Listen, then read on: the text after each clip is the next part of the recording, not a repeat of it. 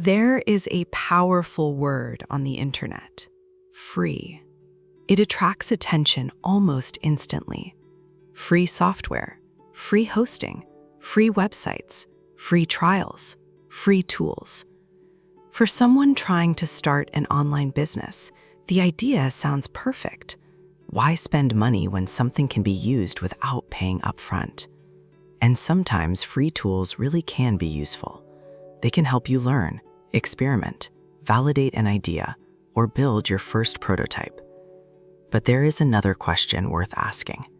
If you are not paying with money, what are you paying with instead?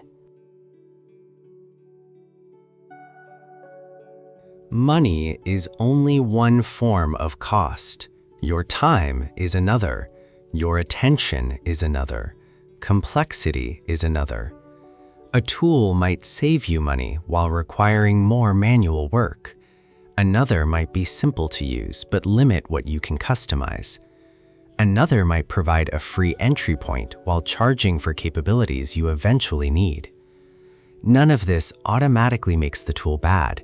It simply means that price is only one part of the equation.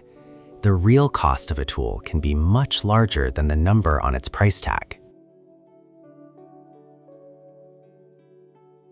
Many digital services use a simple structure. Start for free, then pay when you need more. This can be a sensible business model. It allows people to test a service before committing. But for a business builder, the important question is what happens when the business grows. How much storage will you need? How many users? How much traffic? Which features will become necessary? What happens when the free limits are reached? Understanding these boundaries before building around a platform can prevent unpleasant surprises later.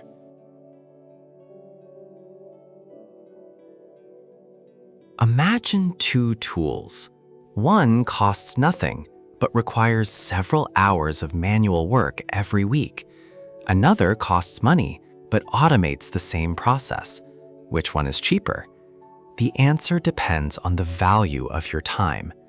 For a hobby project, manual work may be perfectly reasonable. For a growing business, the calculation can change. Time spent repeatedly performing tasks is time that cannot be spent improving the product, serving customers, creating content, or finding new opportunities. A free tool can sometimes become expensive when it consumes too much of your most limited resource.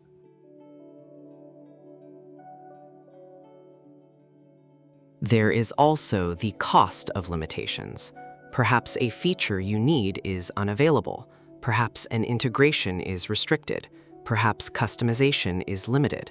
Perhaps the platform adds branding that does not fit your business.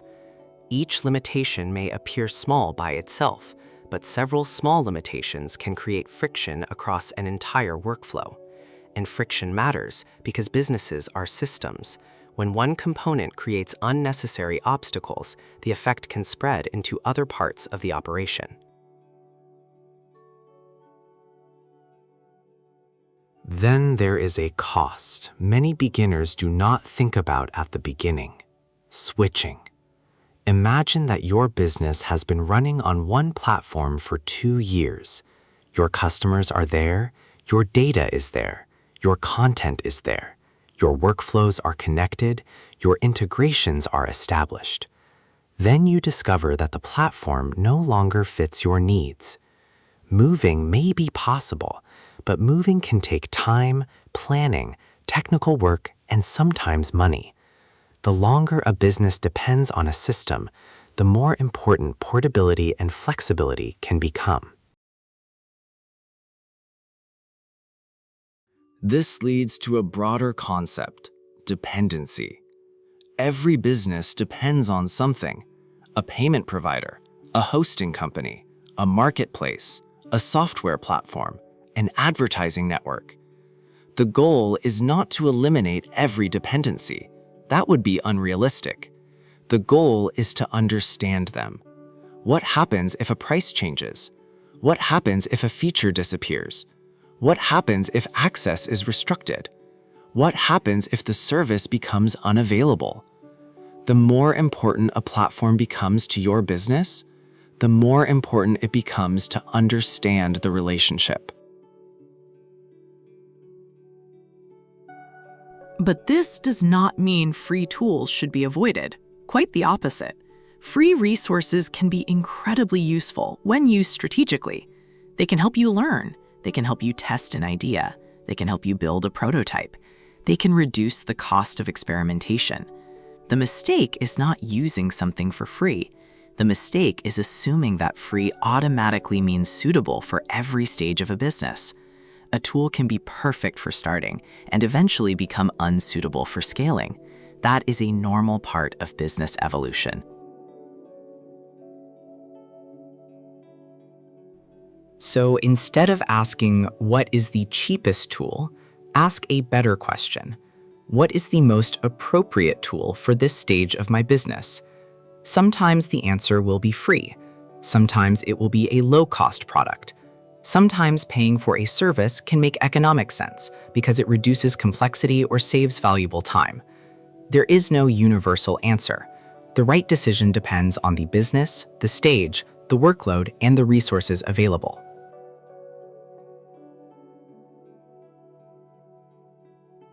A simple way to think about this is to calculate the total cost. Start with the financial price. Then consider the time required to operate the tool. Consider limitations that may create additional work. Consider maintenance. Consider future upgrades. Consider the difficulty of moving away from the platform. And consider how dependent your business becomes on that system. You do not need a complicated spreadsheet to begin thinking this way. You simply need to stop treating the purchase price as the entire economic picture.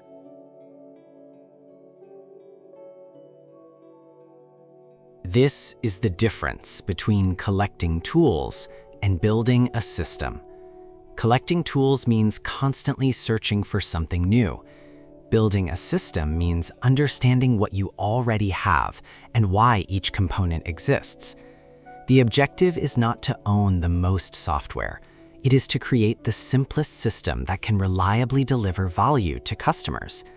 Sometimes that system will contain sophisticated technology. Sometimes it will be surprisingly simple. Complexity should serve the business, not become the business.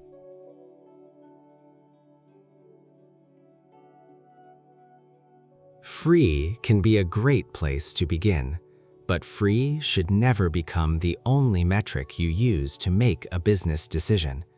The real question is what the system costs you, what it gives you, and whether it continues to make sense as your business evolves.